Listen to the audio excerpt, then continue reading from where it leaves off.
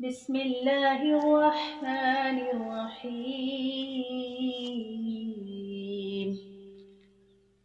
شروع اللہ کے نام سے جو بڑا مہربان نہایت رحم فرمانے والا ہے۔ یا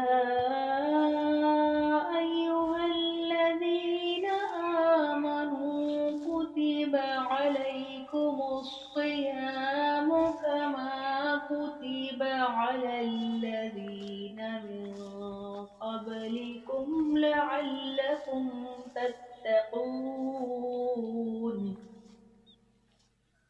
اے ایمان والو، تم پر روزے رکھنا فرض کیا گیا ہے جس طرح تم سے پہلے لوگوں پر فرض کیے گئے تھے تاکہ تم تقوی اختیار کرو۔ ایاما معدودات، فمن كان منكم مريضا أو على سفر فعدة من أيام أخر، وعلى الذين يطيقونه فدية طعام مسكين، فمن تطوع خيرا فهو خير له، وأن تصوموا خير لكم إن كنتم تعلمون۔ گنتی کے چند ہی دن ہیں، لیکن تم میں سے جو شخص بیمار ہو یا سفر میں ہو تو وہ اور دنوں میں گنتی کو پورا کر لے، اور اس کی طاقت رکھنے والے فدیہ میں ایک مسکین کو کھانا دیں۔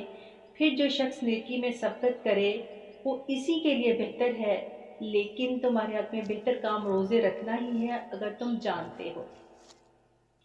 شہر رمضان الذی انزل فیہ القرآن ھدی للناس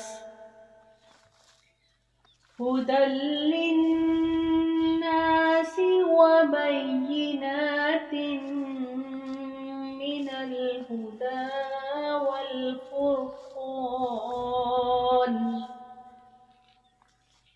فمن شہد منکم الشہر فلیصم، ومن كان مريضا أو على سفر فعدة من أيام أخر،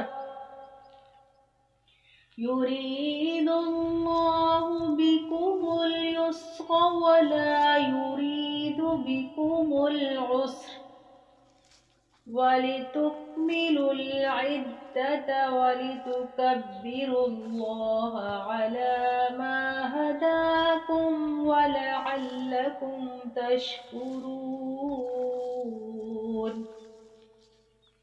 ماہ رمضان وہ ہے جس میں قرآن اتارا گیا جو لوگوں کو ہدایت کرنے والا ہے، اور جس میں ہدایت کی اور حق و باطل کی تمیز کی نشانیاں ہیں۔ تم میں سے جو شخص اس مہینے کو پائے اسے روزے رکھنا چاہیے، ہاں جو بیمار ہو یا مسافر ہو اسے دوسرے دنوں میں گنتی پوری کرنی چاہیے۔ اللہ تعالیٰ کا ارادہ تمہارے ساتھ آسانی کا ہے، سختی کا نہیں ہے۔ وہ چاہتا ہے تم گنتی پوری کر لو اور اللہ تعالیٰ کی دی ہوئی ہدایت پر اس کی بڑائی بیان کرو اور اس کا شکر ادا کرو۔